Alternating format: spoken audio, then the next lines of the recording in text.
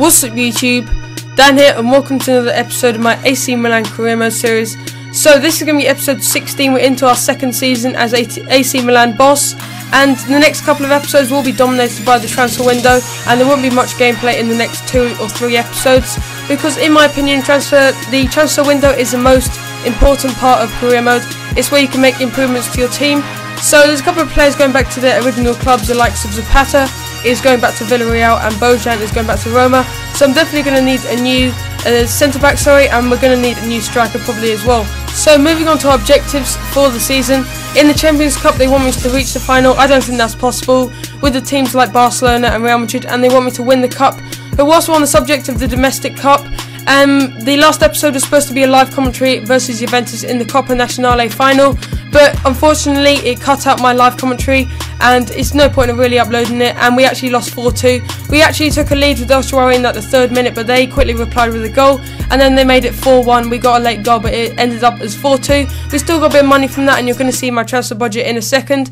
But here we got a message I've never had on FIFA before: squad depth concerns. They think my midfield options aren't good enough, and I'll need a new midfielder definitely in the new season. But I don't really agree with that, because I did buy Verratti in the transfer window. I also bought Pogba. I've got Nosserino. I've got Montolivo, Boateng. They're all decent centre midfielders. Definitely replace them in the next couple of seasons. But for now, they're all pretty decent, and they're worth around 10 million, so I couldn't get a bit of money if I cashed them in at one point. So I've actually got 22 million to spend, 59,000 as my wage budget. But as you see here, we have lost Varane back to Real Madrid. Zapata's gone back to Villarreal, I think it is. So we need a new centre-back, and we're going for Ogbonna. He's one of my favourite defenders on this game because of his pace, his strength. He's only 25 years old and 81 rated centre-back, and he's only worth around 10 million, and you can probably pick him up for around 13 million. But I actually offered 12 million, seeing if they accept that.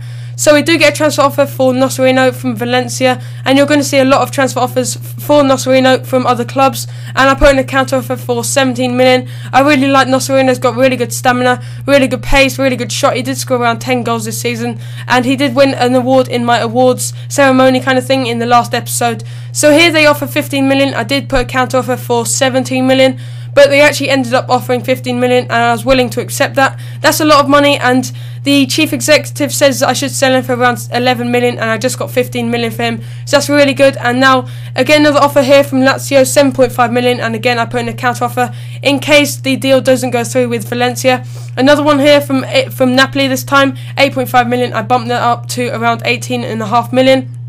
So moving on, Ogbonna, they wanted 13 million and they accepted that. So here we're offering a wage 50,000, and he's going to be a crucial first team player because we are a bit low on centre backs at the moment. We've got Mexes, we've got Zuma, and we've got Ogbonna, but not the best at the moment. So again, over the next couple of seasons, we're going to need a lot of centre backs. So by the end of this career mode, I definitely want to have Hummels and Massey, because I just can't get Massey. He's on loan at another club.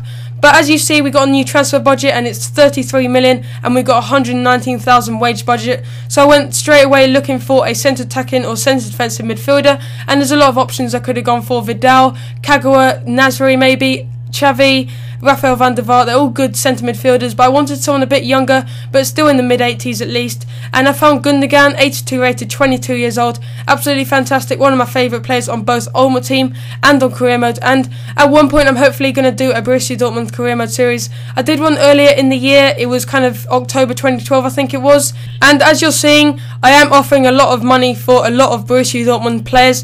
But the contract offer gets accepted for Ogbonna, and that is our first signing of the new transfer window. And we've got him. He's a really fantastic defender. And if you're doing the career mode and you need a new defender, just go for Ogbonna or Hummels. So Gundogan didn't accept, or Borussia Dortmund didn't accept their transfer offer, so I bumped it up a little bit, 15 million, and Sully Muntari, I think it is. So actually I went for 13 million and Sully Muntari, and that adds up to around 18 million. I'm not a big fan of Sully Muntari. He is worth quite a bit, so I can sell him, and he's not one of my first choice centre midfielders. So again, they reject it, and then I just thought, no, I'm not really going to go for him. So again, last season I went for Varane, got him on loan, but he's worth around 12 million this season, and I don't really want to pay that much. Maybe in the future when I've got got a bit of a higher transfer budget, so I offered a loan offer again because I can't afford his transfer budget. I can, but I don't think it's a very good option.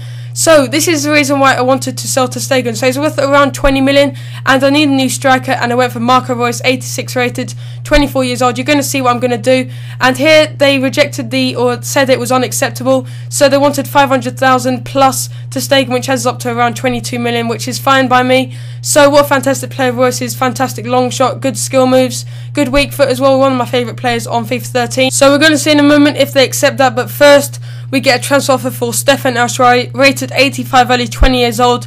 I reckon he's going to get to the 90s in the next season or two, so I count off 56 million for Barcelona. They do have that kind of money, but they weren't willing to pay that much in the end. They do have around 60 million, I think. So finally, Marco Reus accepts the transfer offer, and I offer him a contract, and I offer him 100,000, 3 years. And you're going to see how I address the situation of a goalkeeper, and I think you're going to like it. It's quite a good kind of like an idea I had.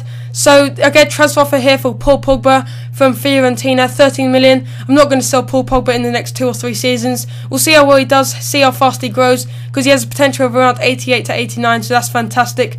So we're nearing the end of the episode now. We've got a couple of transfer negotiations. Reus didn't accept our contract offer, so I offered him a new one. I bumped up my wage budget a bit so I could offer him 110,000, and in the next episode you're going to see if he's going to accept it. And I also offered him a crucial first team player. So we're reaching the end of the episode now. Can we reach 15 likes maybe? Thanks for watching, and I'll see you in the next episode.